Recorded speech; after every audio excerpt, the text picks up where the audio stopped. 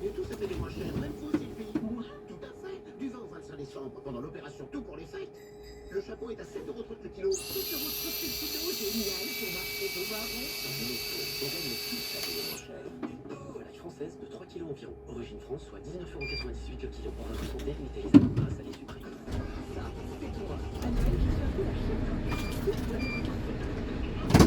Participants sur www.e.leclerc. Pour votre santé, bougez plus.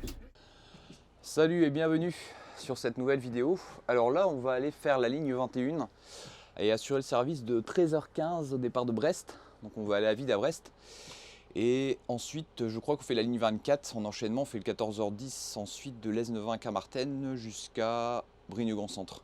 Et donc ici, là, on est avec le 146, c'est un Mercedes Inturo Euro 6 en boîte ZF Ecolive. Donc c'est une boîte automatique qui sont super pratiques.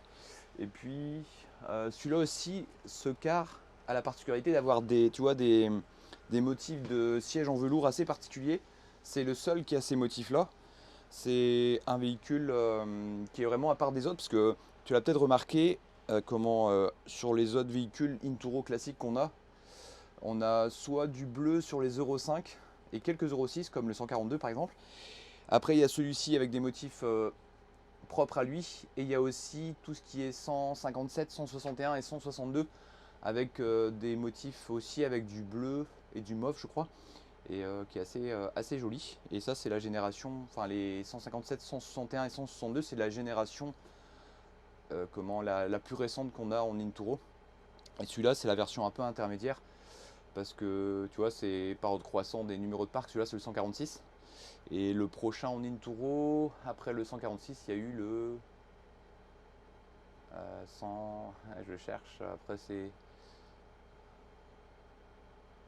157. Ouais, 157, c'est l'Inturo après celui-ci qui est arrivé au sein du parc. Bon, on va peut-être y aller, le temps d'aller jusqu'à Brest.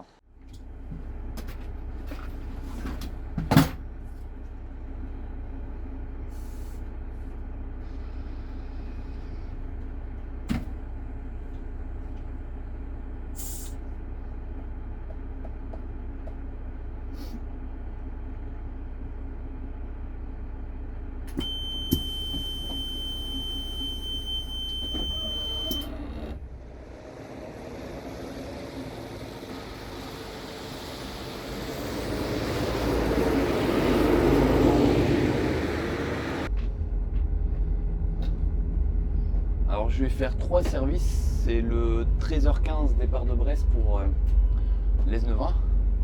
Donc ça, c'est la ligne 21. Ensuite, on enchaîne le départ 14h10. C'est dans la foulée, hein, au départ de Lesneven jusqu'à Brignegan. Donc ça, c'est la ligne 24. Et enfin, on va faire le départ à, je crois que c'est 14h54, toujours la ligne 24 dans l'autre sens, c'est-à-dire départ de Brignegan jusqu'à Lesneven. Et donc là, quand moi je vais à Brest, je prends la route de Ploudaniel qui est assez rapide, parce qu'on veut ensuite récupérer la RN12 de Ploudaniel jusqu'au centre-ville de Brest.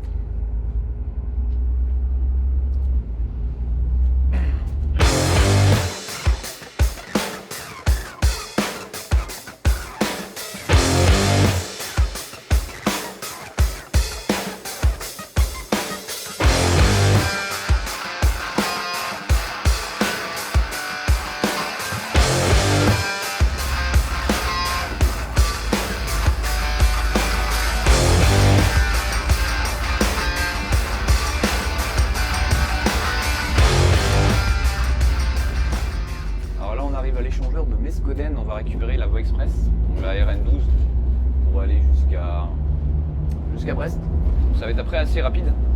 Bon, je pense qu'on va mettre à peu près une dizaine de minutes pour aller, entre 10 et 15 minutes pour aller d'ici jusqu'au giratoire de Pénarcleuse. Et après on va traverser le centre-ville, donc on a là pour un peu moins d'une demi-heure au départ d'ici. Ça va dépendre beaucoup de la circulation dans Brest, parce que souvent quand on arrive en ce moment aux période de vacances de Noël, des fois il y a beaucoup de monde en centre-ville dû aux achats de Noël, donc ça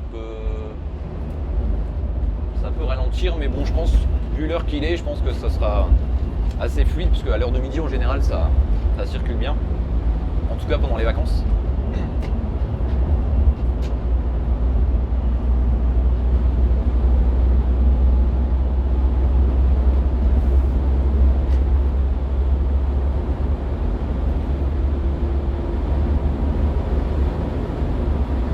Alors ce qui est bien aussi sur ces Inturo, c'est que tu as un régulateur. Tu vois, tu as la mallette du ralentisseur ici. Il suffit juste de le lever vers le haut. Tu vas voir, je vais lever la manette vers le haut. Et après je lâche, tu vois, le pied droit de la pédale d'accélérateur. Et là il est fixé à 90 km/h. Donc c'est-à-dire que j'ai juste à positionner mes mains sur le volant, c'est tout. Tout le reste c'est fait automatiquement.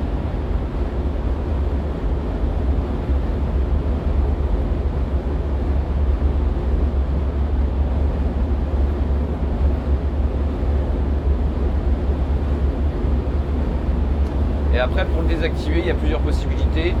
Soit tu freines au pied, soit tu utilises ton ralentisseur, tu mets un plot par exemple, et il va automatiquement se désenclencher. Ou sinon, tu mets le levier vers... En fait, tu amènes le levier vers l'avant, et là il va se désenclencher, il va s'arrêter quoi. Alors je crois que c'est ça, je vais tester tout à l'heure, mais je crois que c'est ça. Ouais, c'est ça, parce que tu as la flèche 0 là. Pour le désactiver, tu t'amènes le levier vers l'avant et le régulateur va stopper.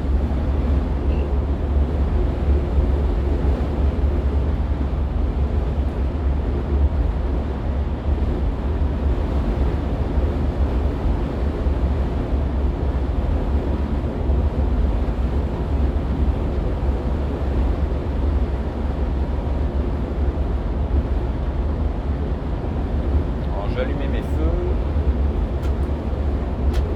Alors en parlant des feux, il y a une anecdote assez sympa que je souhaite te partager parce que je trouve qu'elle est vraiment très utile. C'est il y a quelques temps un conducteur de chez nous qui nous a donné une astuce pour savoir à quel moment tu dois allumer tes feux. Alors que ce soit en car ou en voiture, à n'importe quel moment. Le principe c'est le suivant, c'est qu'à partir du moment où tu te poses la question, c'est que tu dois allumer tes feux. Tu vois, là je me suis posé la question, tiens, est-ce que je dois allumer mes feux? Ben voilà, vu que je me pose la question, je les mets, comme ça au moins ça enlève le doute. Donc c'est ça l'astuce, c'est que dès que tu te poses la question de savoir si tu dois allumer tes feux, tu les allumes.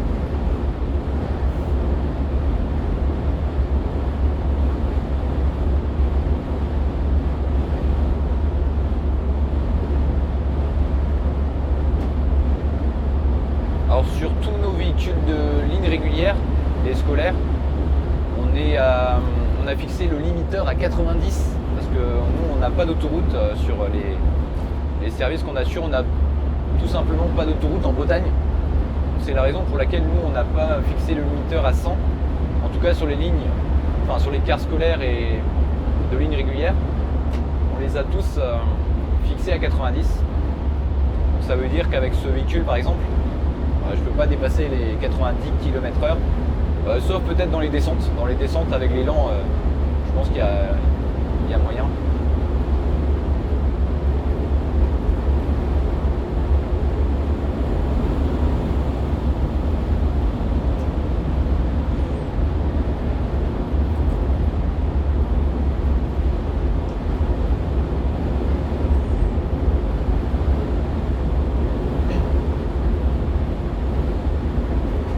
Ça c'est sympa, il y a le tracteur qui m'a fait des appels de phare pour me dire que je pouvais me rabattre. Donc là je vais mettre un feu C13 pour le remercier.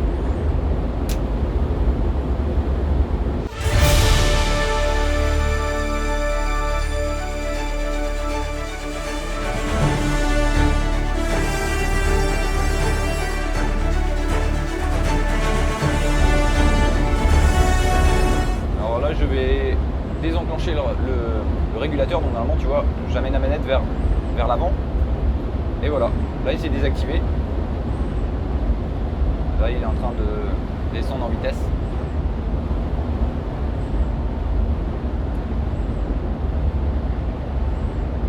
Et après, tu vois, quand par exemple, si tu as mis ton limiteur, tu peux aussi avec des impulsions, donc soit vers le haut, une impulsion bref, monter de 0,5 km/h. Oula, non. Si, c'est ça, de 0,5 km/h. Par exemple, si je suis à 80, on va tester. Là, je suis à 76,5. Donc là, je suis en régulateur. Hein. Donc 76,5. Je fais un appel bref vers le bas, il met à 76 km/h. Là, il le régule à 75,5. Et pareil, si je fais une impulsion vers le haut, il va augmenter de 0,5. Tac. Donc là, il est à 76 km/h. 76,5. 77. Donc ça, c'est intéressant aussi. Tu peux jouer avec la manette et tu peux doser la vitesse que tu souhaites par palier avec des impulsions bref. Bon, voilà, je vais le couper parce que là, il n'y a pas de nécessité. Hein.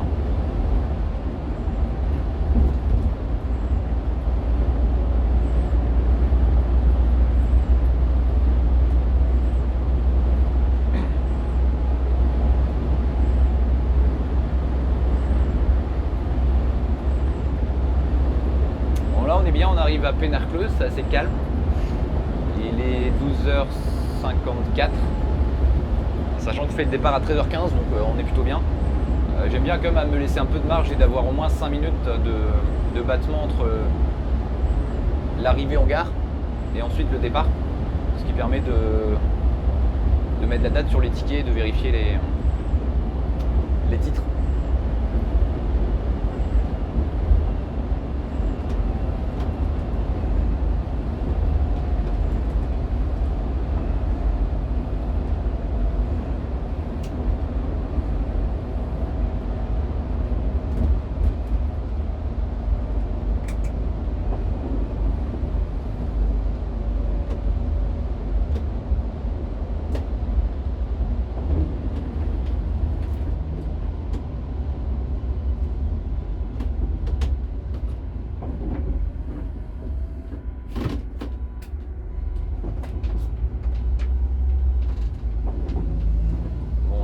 Calme, ça sent les vacances.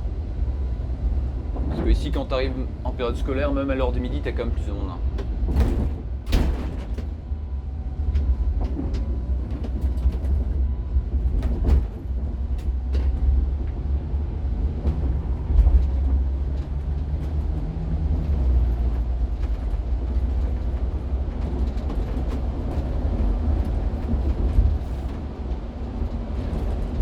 Alors souvent, tu vois, en période de vacances, les plannings, ils changent par rapport à ce qu'on a l'habitude de faire en période scolaire.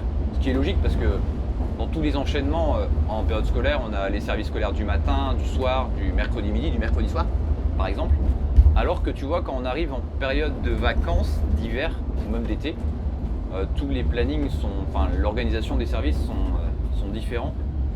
Et j'aimerais avoir ton avis sur un sujet qui m'intéresse beaucoup parce que, alors je sais pas si je t'avais expliqué ça dans une vidéo, il faudrait que je prenne le temps parce que je crois que je l'ai jamais fait. Non, je crois que j'ai pas fait. C'est que il y a quelques années, j'ai commencé en tant que conducteur. J'étais pas au bureau. J'ai commencé un peu comme tout le monde à l'époque. D'abord par du temps partiel, je faisais du scolaire. Après, j'ai commencé à faire un petit peu de ligne régulière et après progressivement un peu de tourisme.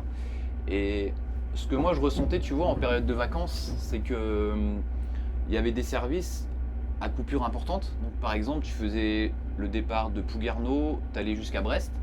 À Brest, tu terminais par exemple aux alentours de 14h30 et des fois tu attendais jusqu'à 16h voire 17h des fois pour repartir au départ de Brest pour aller dans l'autre sens, donc par exemple direction Pouguerneau. Et ça, tu vois, les temps de coupure qui sont importants en gare, je trouve que c'est plus fatigant encore que d'avoir une journée bien remplie en conduite. Et je voulais savoir ce que toi t'en penses si tu es conducteur, parce que aujourd'hui c'est vrai que nous de notre côté on a aussi un certain nombre de demandes d'essayer d'optimiser au mieux pour faire en sorte d'éviter justement qu'il y ait des services avec trop d'attentes. Parce que d'une part, même si des fois ça peut être sympa par exemple d'aller faire, je sais pas, en centre-ville d'aller faire quelques courses ou des fois de faire de la marche à pied par exemple, mais quand c'est vraiment régulier, je trouve que c'est vraiment très fatigant ces périodes-là où tu sais que tu vas repartir à telle heure mais que tu es tout simplement en attente de repartir et je trouve que cette facette du métier est vraiment comment dire, quelque chose à améliorer. Alors même si c'est pas toujours facile, je sais que par exemple quand je compare avec les services de tout début et maintenant, c'est vrai qu'il y a quand même eu beaucoup d'améliorations. Il y a moins de services justement avec des coupures importantes. Et ce qu'on fait aussi, je sais pas si toi tu fais ça dans ton entreprise, ça c'est pratique aussi, c'est que je sais qu'on a modifié un certain nombre de services, en tout cas au quart des Abers, pour faire en sorte que la personne qui va par exemple faire un premier trajet le matin, il va s'arrêter à Brest et il va repartir par exemple que le soir aux alentours de, je vais prendre un exemple, alors, là je ne connais pas par cœur les services mais c'est vraiment un exemple, il va faire le service de 18h03 de Brest. Et ben dans notre organisation on a fait en sorte que ce conducteur là quand il arrive sur Brest, il laisse son car donc en gare routière et il revient en passager avec un service de ligne. Donc là c'est souvent le départ de 9h par exemple, on a un départ de 9h de Brest, donc ligne 20 pour aller jusqu'à la Nélis. Et après le gros avantage, c'est pour ça que c'est pas forcément possible en fonction aussi du dépôt dans lequel tu te trouves. Le gros avantage c'est que les conducteurs ils reviennent donc en passager, ils ont la possibilité d'utiliser un arrêt qui s'appelle la Nélis Carver. Et c'est cet arrêt qui est vraiment très proche de notre siège social de la Nélis, au quart des Abers. Donc c'est vraiment le gros avantage et je pense que voilà, c'est pas forcément possible en fonction des entreprises. Mais c'est vrai que c'est ce qu'on essaye de faire aussi, c'est tu vois de faire en sorte que les conducteurs quand ils arrivent à Brest, ils reviennent en passager. Donc ils arrivent après par exemple au dépôt aux alentours de 10h. Et après ils reprennent un autre car en passager, donc aux alentours souvent c'est 15h, aux alentours de 15h20 à peu près, dans l'autre sens, donc au départ de la Nélis Carver pour aller jusqu'à Brest. Et là par contre ça diminue nettement les temps d'attente. Par contre il y a des trajets en passager. Donc, voilà, c'est quelques astuces qu'on a mis en place. Mais c'est vrai que moi mon ressenti en tout cas en tant que conducteur, c'est que je trouve plus agréable d'avoir une journée bien chargée en termes de conduite. Donc par exemple de faire ce qu'on appelait à l'époque les 3 tours, donc 3 allers-retours entre Pouguerneau mettons jusqu'à Brest. Avoir fait par contre un certain nombre de kilomètres, donc entre 200 et 300 km. Mais par contre en ayant une bonne fatigue à la fin de sa journée parce que on a quand même bien roulé et puis il n'y a pas eu trop d'attente, donc il n'y a pas eu trop de laps de temps où on était en attente et je trouve que ces journées-là sont moins fatigantes en tout cas comparé à des journées où on a beaucoup d'attente.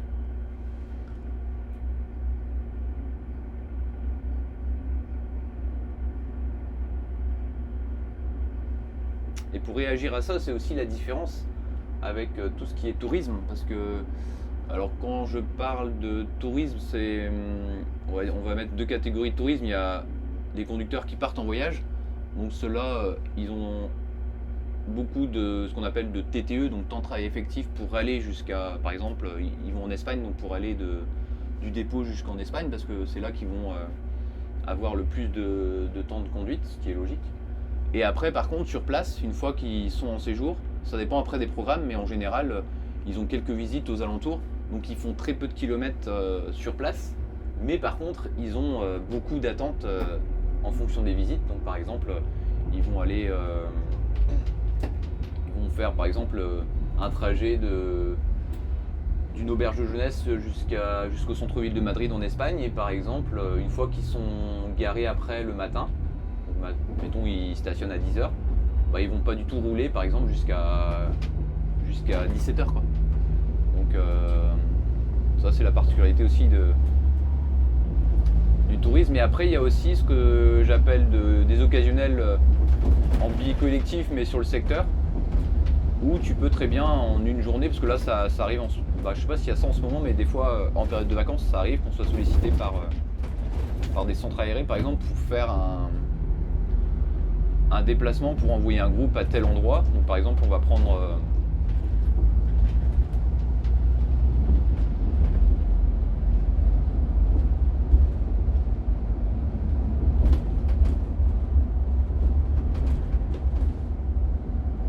le château de Trévarez par exemple, parce que là c'est en plein dans la période. Donc on va partir par exemple de l'Anis, on va envoyer le groupe au château Trévarez.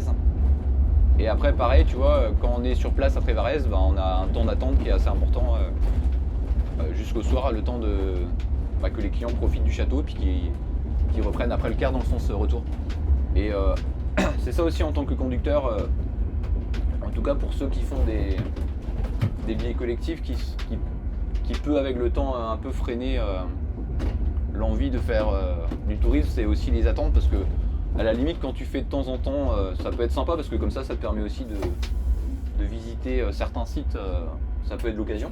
Mais par contre quand tu le fais régulièrement, au final toutes les visites que tu fais, tu les as déjà fait plusieurs fois et très régulièrement, donc à force tu t'en lasses. Et c'est vrai qu'une fois que tu es lassé, tu sais que tu vas à chaque fois passer ton temps à attendre le client une bonne partie de la journée, quoi. Donc c'est pas forcément la partie la plus agréable. Après ça dépend des personnes, hein. C'est pour ça que c'est bien, tu vois, quand tu fais de l'occasionnel, d'avoir je pense en tout cas, après tu me dis ce que tu en penses dans la partie commentaire, mais c'est bien aussi d'avoir en tourisme des services variés. Après je sais qu'il y a certains, ils aiment bien faire un peu les mêmes voyages, comme ça ils sont rassurés, comme ça ils savent comment c'est organisé, ils savent à quel endroit stationner au niveau des parkings. Donc ça peut être aussi le côté positif. Par contre ce que je vois moi, c'est que le fait de faire tout le temps la même chose, au final t'as plus envie d'aller faire la visite. Par exemple j'ai eu fait à plusieurs reprises le parc du Puy du Fou par exemple. C'est vrai qu'une fois que tu as fait la Ciné-Ciné par exemple, tu l'as fait une fois, en général si tu le vas tous les ans, tu retrouves le même spectacle, il n'y a pas trop d'évolution.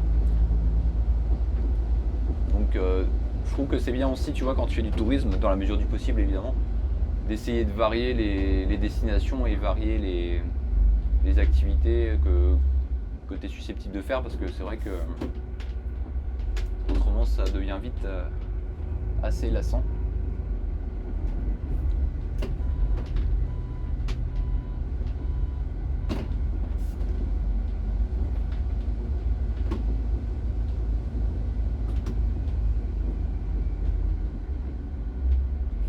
On arrive en gare de Brest, on est bien les 13h06 et on part dans 9 minutes. Donc on a un petit peu de marge, c'est plutôt bien.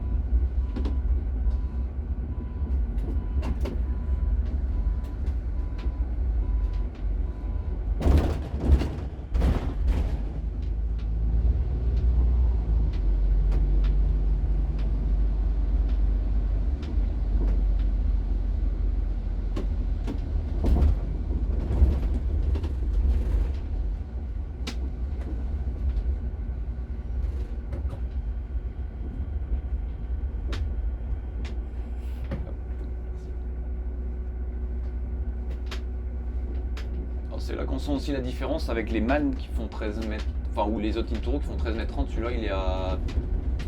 Alors je sais même plus avec combien il est d'ailleurs celui-là. Il doit être aux alentours de 13 mètres. Et on voit que ça passe comme mieux comparé aux Man ou aux Inturo de 13 mètres 30 par exemple.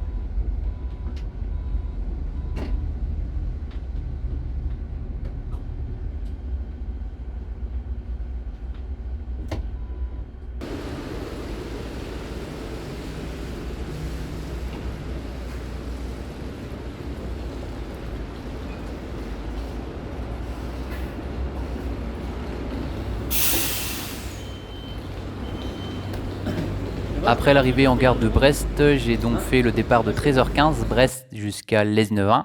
Après, j'ai continué sur la ligne 24, enchaînement départ 14h10 Lesneven-Carmarthen jusqu'à Brignogan.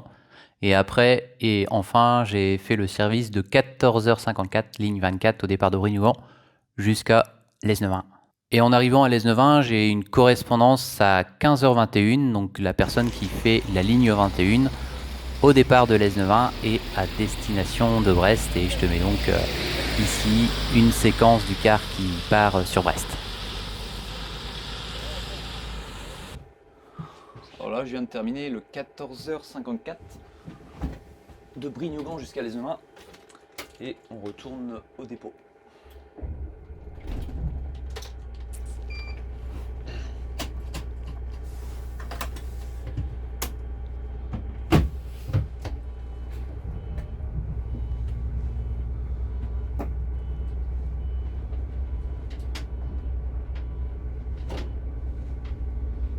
Passer un petit coup de balai parce qu'il y a une cliente qui est montée à Plouidère la Métairie dans le sens direction Brignogan et c'est pas du tout un arrêt qui est adapté pour l'attente parce que dans ce sens là c'est juste de la boue. Elle était plein dans la boue, en plus t'as vu comment il pleut et donc quand elle est montée après elle a tout sali les tapis et après heureusement j'ai de la chance, elle est restée devant parce que des fois ça m'arrive aussi quand même assez souvent, mais c'est pas le cas ici. C'est que les gens qui ont les chaussures qui sont sales parce que elles sont par exemple dans la terre ou des fois sur du stabilisé, surtout quand c'est humide, en général ces gens en plus vont au fond du car. Donc après, t'as tout le car à bien nettoyer parce que le client il a carrément traversé toute la partie centrale. Là ça va, elle était devant donc il y a un peu moins à faire. C'est un peu des fois la difficulté qu'on rencontre aussi, tiens, c'est un bon sujet aussi sur l'utilité d'avoir un espace d'attente voyageur comme propre. C'est vrai que l'idéal c'est d'avoir des enrobés. Comme ça quand les gens montent, ils salissent pas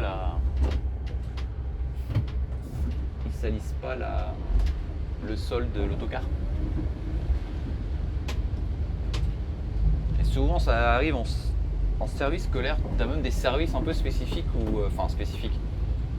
où il y a quand tu fais par exemple par temps de pluie comme ça, surtout le matin parce que le soir tu les prends à l'école donc le soir ça va encore, mais le matin où tu te doutes déjà qu'il va falloir nettoyer le car parce que tu fais un circuit où il y a beaucoup d'arrêts, où il n'y a pas d'espace vraiment propre pour l'attente des voyageurs. Alors, je m'entends comme pour propre dans la façon,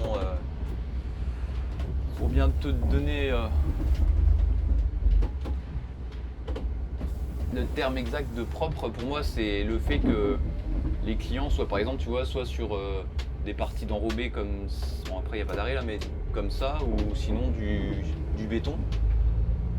Parce que même des fois quand les enfants sont par exemple en train d'attendre sur une pelouse, avec l'humidité, quand ils montent dans le car, même si c'est sur une pelouse, après il y a toute la terre qui se propage un peu partout. Et donc comme je disais, il y a des circuits vraiment particuliers parce qu'il y a tellement d'arrêts justement où il n'y a pas même de petit aménagement que après ton car il est souvent plein de terre. De terre, de boue, des fois ça arrive aussi de sable.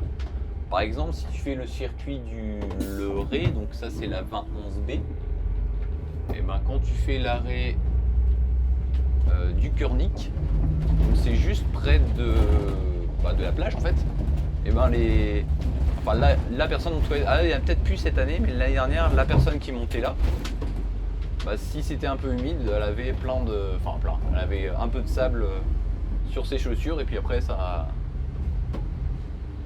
le sable il fallait forcément le nettoyer après une fois rentré au dépôt. Voilà, il y a des arrêts comme ça un peu particuliers qui fait qu'après il y a un peu de travail de nettoyage à faire. Alors heureusement sur la ligne c'est quand même plutôt bien parce que sur la ligne il y a quoi qu'il y en a, parce que tu vois là je faisais la 24 quand la personne est montée avec plein de terre. Mais c'est vrai qu'il existe aussi des arrêts sur la ligne régulière, mais quand même beaucoup en scolaire. Ou le simple fait justement que les voyageurs soient pas dans un espace propre, c'est-à-dire avec de l'enrobé ou du béton. Et ben quand c'est humide, le car peut vite devenir sale au niveau du sol.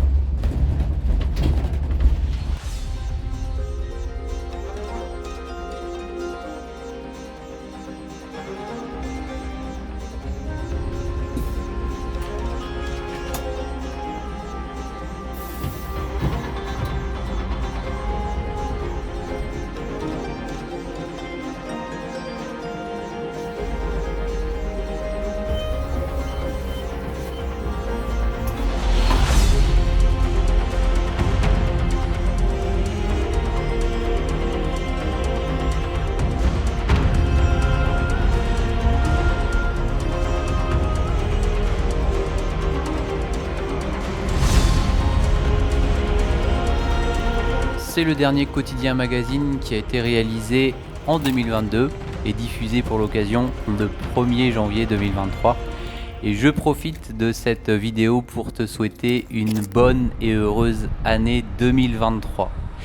Beaucoup de projets pour cette nouvelle année sur cette chaîne et notamment des nouveaux reportages que je vais essayer de développer, d'améliorer aussi tout ce qui est quotidien magazine. Et un grand merci chaleureux à tous les abonnés et en particulier à David et à Didier pour votre soutien qui me donne beaucoup d'énergie pour la suite de cette chaîne. Et puis on se retrouve très vite pour des nouveaux podcasts et des nouvelles vidéos pour cette nouvelle année 2023. Allez, salut!